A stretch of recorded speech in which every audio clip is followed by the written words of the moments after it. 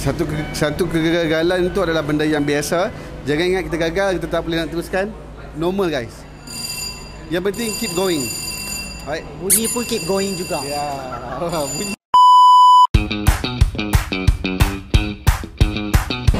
Jom ikut saya. Kiki hari ini berada di Aeon Mall Nilai bersempena dengan filem Mata Baik Misi Berdarah. So diorang adakan satu program pencarian pelakon ekstra. So kalau boleh depan sikit boleh tengok kita ni ada bakat-bakat baru yang nak berlakon. So kita harapkan diorang berjaya. Jangan lupa yang belum subscribe GSCM Original YouTube kita orang, subscribe, share, like, komen dan tekan butang tombol untuk konten yang seterusnya.